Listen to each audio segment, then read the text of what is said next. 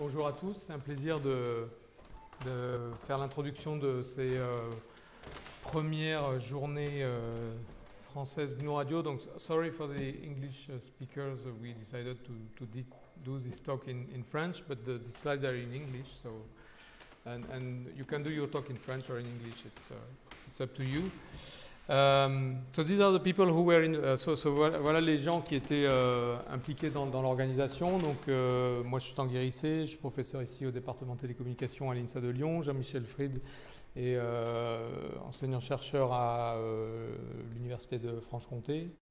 Et Leonardo Cardozo est enseignant-chercheur ici à l'INSA de Lyon. Et les autres personnes, dont je ne vais pas citer tout le monde ce qu'ils sont, mais ils ont participé à l'organisation peut-être d'un peu plus loin que les trois premières personnes. Donc ici, on a un certain nombre de logos, donc je vais parler un petit peu des sponsors. Alors avant de présenter les journées un peu plus précisément, donc ce qui est important, c'est que, alors on a eu une quarantaine de participants, alors on vient de se rendre compte, alors évidemment comme c'est gratuit, on ne sait pas si les gens viennent ou pas, et puis il semble qu'il y ait des gens qui soient pas là, notamment il nous manque le premier conférencier, donc bon, je ne sais pas combien de gens viendront, mais c'est la première fois qu'on organise ça, on allait un peu à l'aveugle, et voilà, mais on est assez content d'avoir que vous soyez là en tout cas. On devrait avoir 9 présentations et un certain nombre de démonstrations qui sont dans ce qu'on appelle le lobby, qui est la salle Robiote dans l'entrée là. Donc il y a eu National Instruments qui nous a proposé de nous donner une USRP NI 2900 comme prix pour la meilleure présentation ou la meilleure démo. Enfin voilà, le comité décidera un petit peu de qui touchera ce prix. On est en train de filmer les présentations, donc si vous êtes d'accord, il faudra signer un disclaimer. On mettra les présentations sur le web et ça permettra d'avoir un peu plus de retentissement que juste les personnes qui sont là. Et si vous êtes d'accord, de nous donner vos slides aussi. Donc la journée d'aujourd'hui est essentiellement consacrée aux présentations et aux démos. Et la journée de demain sera consacrée au tutoriel dans les salles machines qui sont là-haut. Donc on a des tutoriels pour les débutants et des tutoriels pour des gens qui sont plus avancés. Donc l'idée, c'est pas forcément de faire un cours, c'est qu'il y ait une interaction, c'est que les choses soient adaptées au niveau de chacun et qu'il y ait surtout un échange entre les gens qui utilisent GNU Radio, parce que finalement, tout le monde a un petit peu appris sur le tas. Et on est un peu tous, je pense, dans le même cas. Il y a certaines choses qu'on connaît, d'autres qu'on ne connaît pas. On a des habitudes d'utilisation, etc. Alors, vous avez vu qu'il y a une visite organisée ce soir à 18h30 pour le Vieux-Lyon. Donc, ceux qui ne connaissent pas, le Vieux-Lyon, c'est une des plus belles vieilles villes de France. Alors, soyez bien précis à 18h30 parce qu'en fait, on va aller voir des traboules. Les traboules ferment à 19h en général, donc il faut être 18h30 dernier délai, plutôt un tout petit peu avant. Et donc, le rendez-vous, c'est au métro Saint-Jean, enfin, je le remets un peu plus loin, à la sortie de la station du métro Saint-Jean. Et par contre, pour le repas de ce soir, chacun s'organise indépendamment. Donc voilà les informations importantes, je pense, à retenir pour la journée. Alors, je vais parler un tout petit peu du contexte dans lequel on a créé ce workshop. Et puis ensuite, je parlerai du programme plus précisément. Donc en fait, ce qui se passe, c'est qu'ici, on travaille à l'INSA sur un projet qui s'appelle FitCore Tech Lab. Donc c'est un Equipex dédié à la radio logicielle. Donc c'est le laboratoire City qui a été en charge de monter cet Equipex. Donc vous avez une photo ici de l'Equipex qui est au sous-sol du bâtiment qu'on ne peut malheureusement pas faire visiter parce qu'on a eu un dégât des eaux, donc c'est un peu critique en ce moment, mais la salle est opérationnelle. On peut se connecter et programmer des USRP depuis n'importe où dans le monde sur cet Equipex. Donc le projet a démarré en 2011 et on a dû décider qu'est-ce qu'on mettait comme équipement dans cette plateforme. Et avec Léo, la solution qui nous apparaît la plus naturelle, c'était de mettre des USRP. À l'époque, c'était des USRP plus simples que celles qu'on a aujourd'hui, mais il y avait déjà GNU Radio qui était en association avec les USRP de Etus, qui a été racheté par ENI après. Et du coup, on a pu profiter d'un certain nombre de programmes, des Wi-Fi, des choses comme ça, qui étaient déjà implémentés sur les USRP. Donc tout ça pour faire de la radio logicielle, pour étudier tout ce que pouvait apporter la radio faite en logiciel au niveau recherche. C'est plutôt un outil de recherche. Donc on a cette plateforme qui a été équipée, du coup on s'est familiarisé avec GNU Radio, du coup on a introduit GNU Radio dans le cursus télécom, enfin bon. Et du coup on est allé à la GNU Radio conférence qui a lieu chaque année aux États-Unis, donc il y a une grosse communauté de GNU Radio aux États-Unis, beaucoup plus importante qu'en Europe je pense. Et on a discuté avec Ben Ingburd qui est le responsable de cette communauté et qui nous a poussé à essayer de faire en sorte qu'il y ait la même chose en Europe.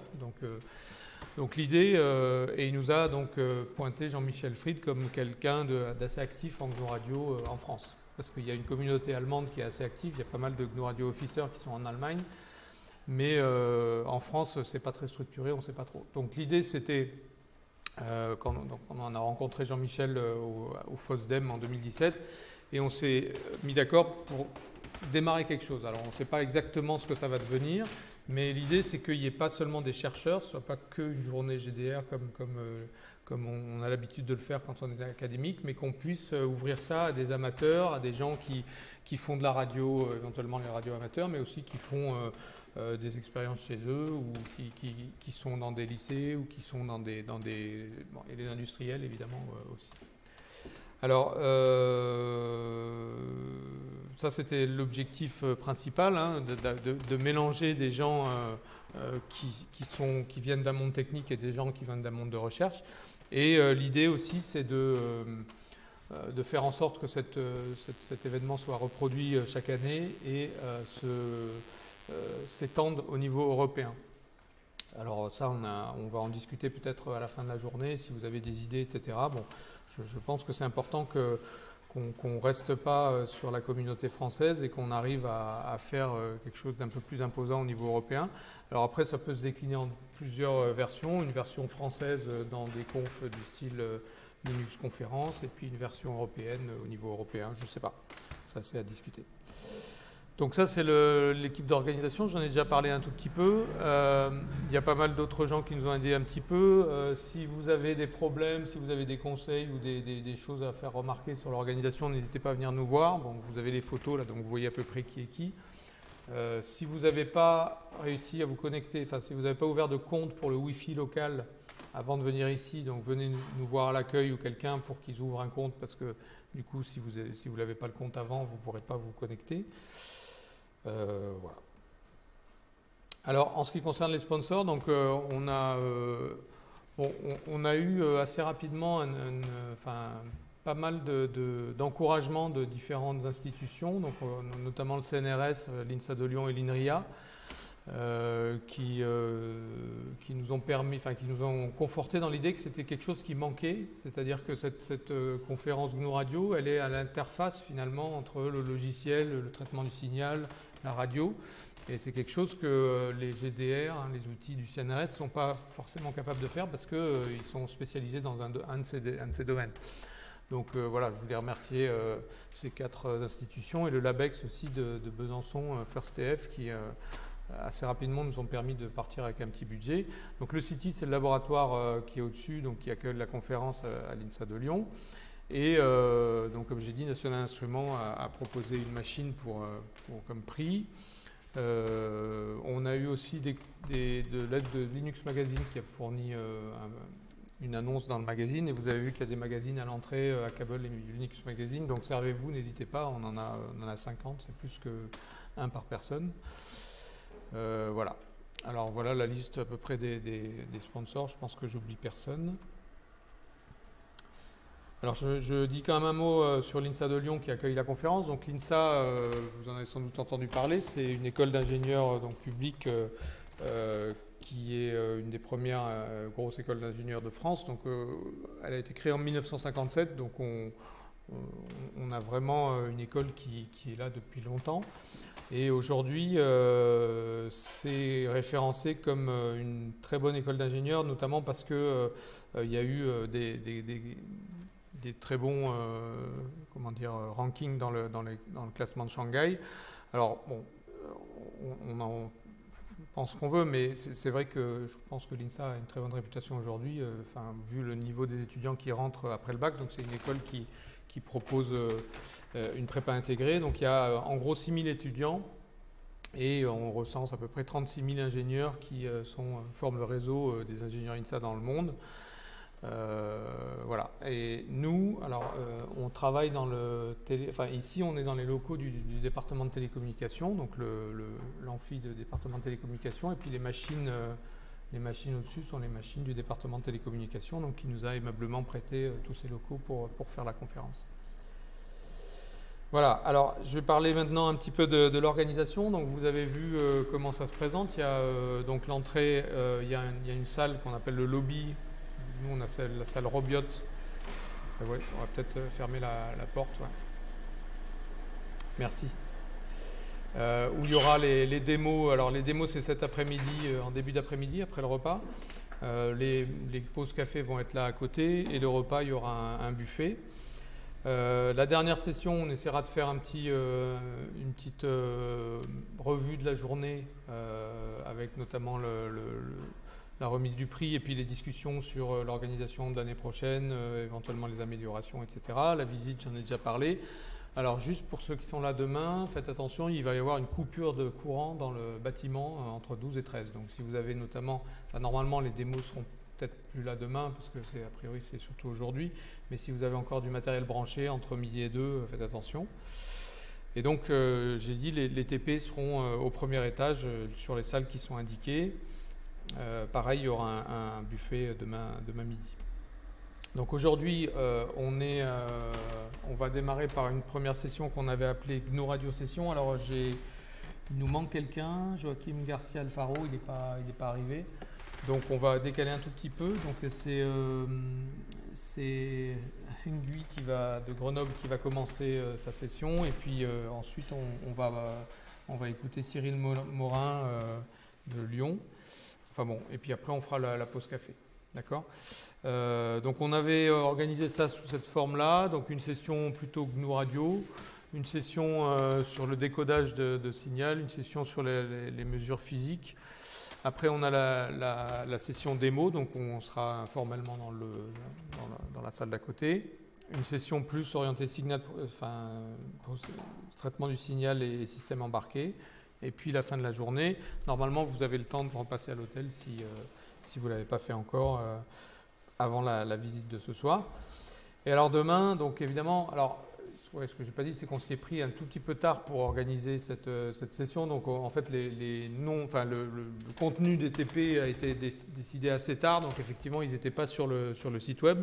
Donc ce qu'on va avoir demain, c'est le matin, on aura 2 sessions en parallèle. Donc une session plus pour les gens qui connaissent moins bien GNU Radio, donc qui sera faite par Jean-Michel pour introduire qu'est-ce qu'on peut faire avec GNU Radio, recevoir la radio, des choses comme ça, et puis faire un peu de traitement du signal.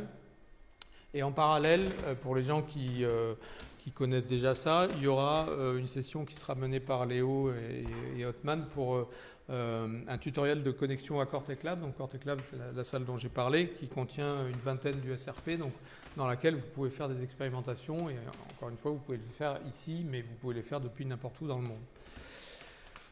Donc on aura 2 sessions qui durent toute la matinée avec un break au milieu, un repas assez tôt, et puis on a 2 sessions l'après-midi, donc une session de Thomas Lavarenne qui va nous expliquer comment utiliser les radio tags, enfin les tags GNU Radio pour récupérer les signaux ADSB, c'est ça ? Ouais, ADSB des avions. Et une session que j'animerai sur comment, alors là plus informatique, sur l'outil GNU Radio, comment on fait pour programmer son propre bloc avec son propre code. Voilà, donc merci à tous les participants qui sont là, merci aux organisateurs, merci aux sponsors. Est-ce que vous avez des questions avant qu'on commence ?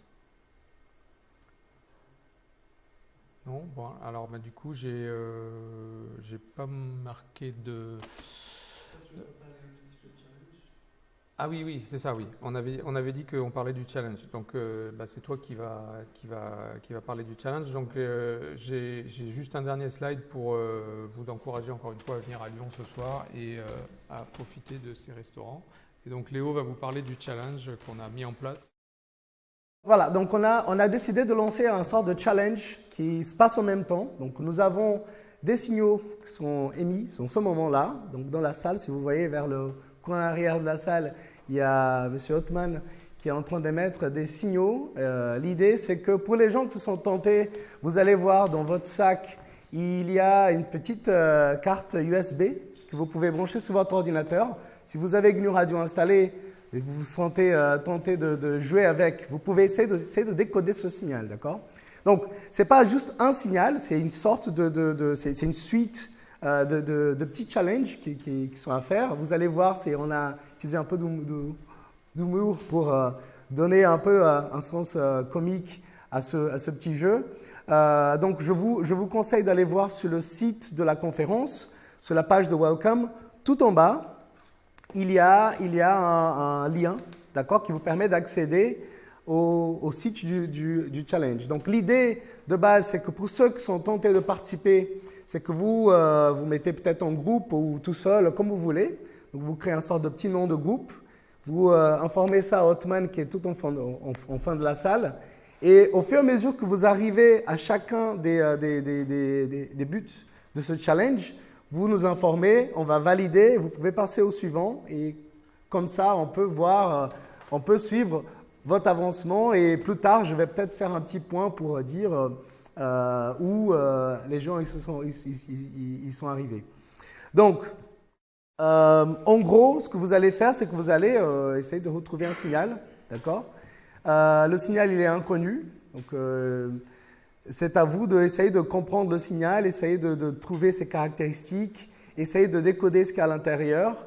Et au fur et à mesure que vous décodez, vous allez trouver des informations qui sont dedans et valider des points intermédiaires. Maybe I should just say it a little bit in English, so for the people who are English speakers. So at the same time that we're going to be presenting the presentations and the demos, there is a signal which is being emitted right now inside of the room. So the idea is that if you look inside of your bag, the conference bag, you will find a small DVB receiver which is GNU Radio compliant. Okay, so you can connect this to your computer and you can try to play along with this challenge. So if you go to the website of the conference, you will see in the very beginning, in the homepage, in the very bottom of the homepage, there is a link to the challenge. So the idea is that you pair up in groups or maybe alone, create a name for your group.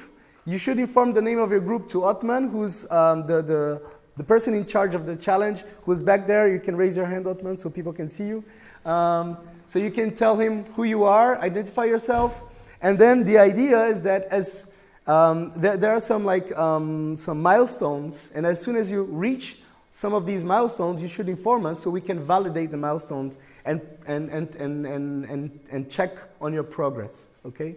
So it's a fun challenge. If you're feeling tempted to try to find a signal and play around, play a little bit with it, this might be a very good opportunity. Okay. So I think this is it. If you have any questions concerning the challenge, you can either come to me or to Othman, and then we can discuss. Or if you feel that you're blocked on something, then we can maybe try to help you. We'll see. Okay. Thank you.